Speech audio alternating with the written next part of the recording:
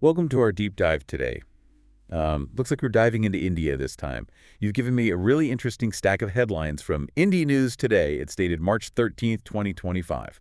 So let's jump right in. Sounds good. All right. The first one that really grabbed my attention was crypto kingpin nabbed in Kerala. This is like a story ripped straight from a movie. Sure. We're talking about Alexei Beshikov, the supposed mastermind behind Garantex.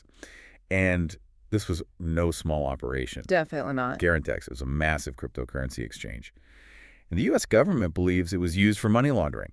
I mean, on a global scale. You're totally right to point that out. The scale of this thing is just huge. Garantex is suspected of facilitating something like $96 billion in transactions. And we're not talking about your average users here. The U.S. government says terrorists and drug traffickers were involved. Yeah, and here's the thing that I don't get. Beshikov was living in Russia, but he was caught in India, specifically Kerala. Why India? Why Kerala? It just adds another layer to the whole mystery. For sure. It makes you wonder what he was up to. Was he laying low? Or was he trying to forge some new connections, maybe even expand his operation? I mean, the fact that he was so far from his usual stomping ground suggests there might be more to this story. Yeah, maybe. Yeah. Okay, well, let's shift gears from global crime to something a little closer to home, at least for those of us who fly. Yeah. The headline, The Great Indian Toilet Caper. This one was a bit of a head-scratcher. I mean, what happened here? Well, it seems an Air India flight had to turn back mid-flight. Can you imagine? 5 hours into a 14-hour trip, they had to turn around because all the toilets were clogged. And we're not talking about just a normal clog. Here, passengers were flushing things that, well, they just shouldn't have: polythene bags, rags, even clothes were found. Oh, that's just, I mean, on one hand, it's kind of funny.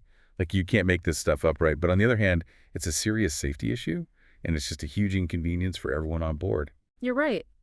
This whole incident shows the kinds of challenges airlines face when it comes to passenger behavior and what happens when things get out of hand. It's like a reminder, though, maybe not the best one, to be careful what you flush, especially when you're 30,000 feet in the air. Good point. Okay, on a more serious note, we've got this headline about the anxieties of undocumented Indian migrants in New Jersey. Anxiety for Indian migrants in New Jersey. It really highlights the uncertainty and fear these people are facing. Yeah, it's a major concern for a lot of people in that community. The article shares stories of people who came to the U.S. legally, but for various reasons they lost their jobs, their family situation changed, something happened, and now they're facing deportation even though they've built lives here and contributed to American society. It's just tough to think about, especially when you see India celebrating the arrest of an international criminal on their own soil, while some of their own citizens are struggling to feel safe abroad. It's a kind of strange contrast. Yeah, it is. It really makes you stop and think about the complexities of immigration and how policies actually affect people's lives. You know, it's a reminder that these issues aren't black and white. There are human stories on all sides. Right. Okay, let's lighten things up a bit and talk about Bollywood. The headline, John Abraham, snubbed at home, praised by Spielberg. It's about an actor getting all sorts of international recognition, but not so much in his own country. It's a fascinating example of how cultural differences can shape the way we appreciate art. John Abraham's performance in the film Water got rave reviews from Steven Spielberg himself. He even earned an Oscar nomination. But the film wasn't a hit in India, and Abraham has talked about how it felt to be overlooked in his own home. Yeah, it makes you wonder about what makes a film successful in different cultures. What clicks with one audience might not work for another. It shows how taste is subjective and how success can be so unpredictable, even for talented artists. It's true. It also shows the challenges filmmakers face when they're trying to bridge those cultural gaps and find a global audience. All right, let's get into politics. Saffron policy. Tamil Nadu versus the NEP. This headline dives into the controversy around India's National Education Policy, or NEP.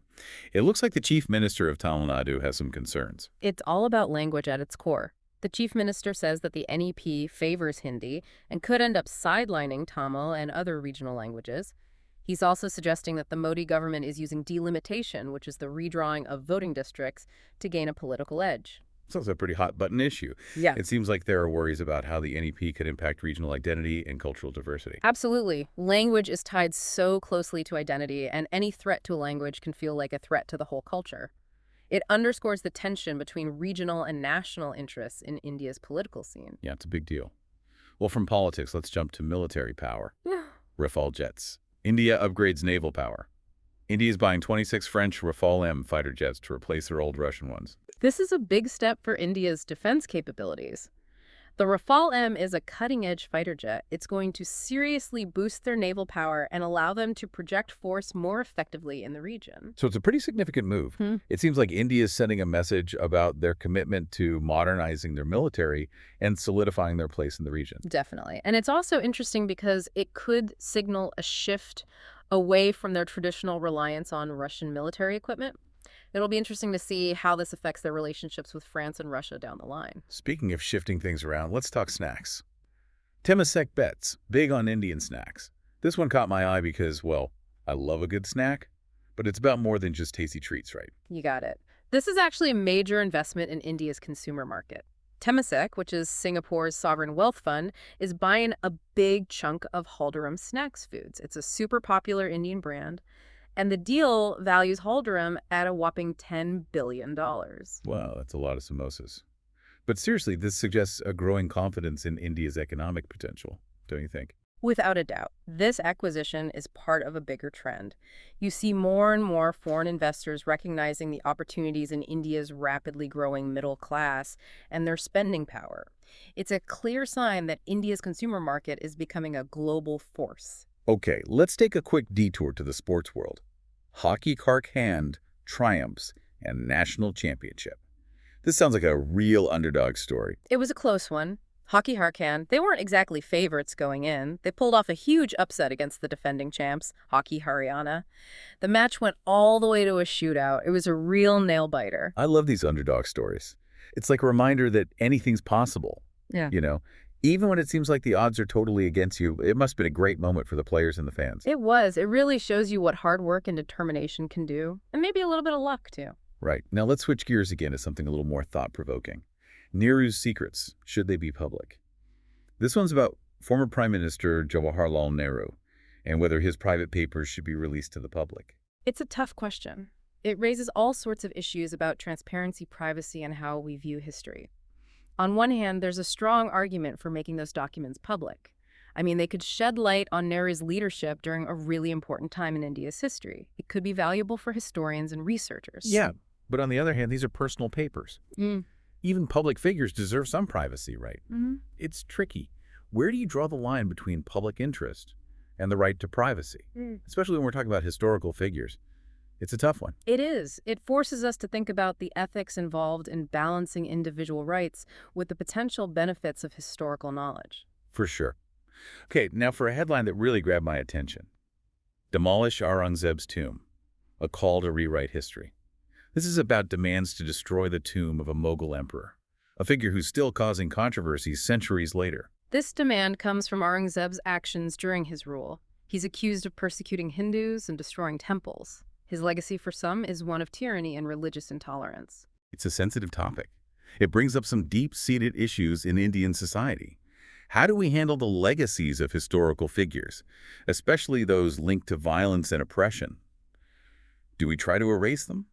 Or do we try to understand them in their historical context? It's not an easy discussion. Not at all. It speaks to the power of history to shape who we are today and how we talk about politics. And it reminds us that the past is rarely simple or clear-cut. All right, enough heavy stuff. Let's talk about something everyone loves. Food. Specifically fruit. Mango madness. Prices soar, like gold. This is about mango prices going through the roof in India.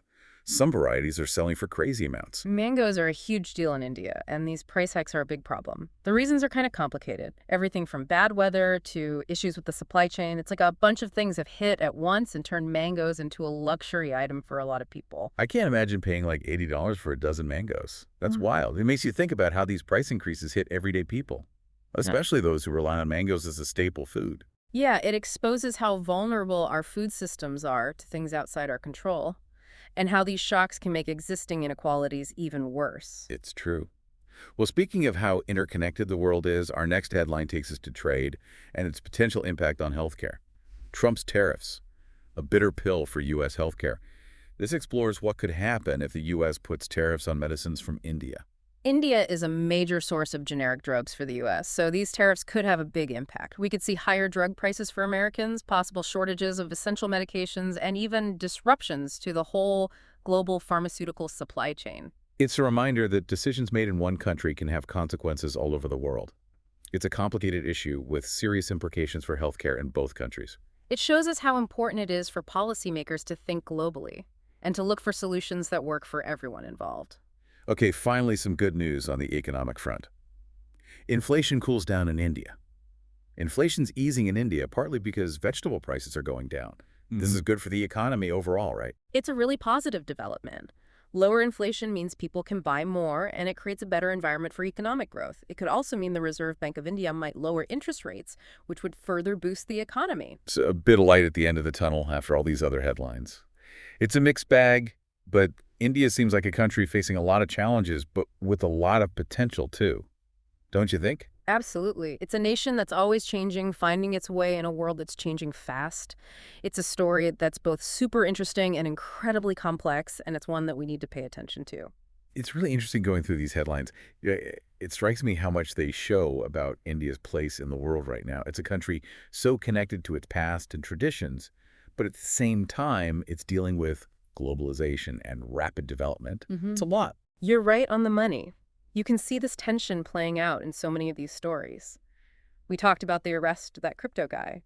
It shows how India is stepping up in the fight against international crime. But then there's the anxiety of those undocumented migrants in the U.S. It reminds us that globalization has a human cost, and how tough it is for people trying to make it in a world that's so interconnected but can also be really unforgiving. Yeah, it's a reminder that progress isn't always straightforward. There can be complications and contradictions, and it's something India has to deal with head on. Absolutely. And it's not just about economics or geopolitics either. Those headlines about the debate over the national education policy and the calls to tear down Aurangzeb's tomb, they show us the cultural and historical divides that still run deep in Indian society. It's a reminder that India is a country of incredible diversity. So many languages, Right. religions, and cultural traditions, and sometimes they clash. And those moments of friction really highlight the challenges and the opportunities that come with building a national identity in a place as big and diverse as India. I totally agree. And it's something we need to keep in mind when we're trying to understand what's happening in India. There's never one simple answer or one story that captures everything that's going on. So as we wrap up this deep dive, what do you think is the most important thing for our listeners to take away? What's the one thing you hope they remember from all these headlines? I think the big takeaway is that India is in transition. It's a rising power globally, but it's also facing internal divisions and the challenges of managing fast economic and social change. It's not easy to put India in a box, and we need to pay attention and try to understand it if we want to really get what's shaping the 21st century. Couldn't have said it better myself. It's been amazing exploring these headlines with you, and I feel like we've just scratched the surface of what's going on in India today. There's so much more to discover, and I really hope our listeners keep digging, keep asking questions, and keep exploring this fascinating country. You said it. The more we learn about India, the more we realize how much more there is to find out. Well said. And on that note, we'll leave you with that thought. Thanks for joining us on this deep dive into India news, and we'll be back next time with another fascinating exploration.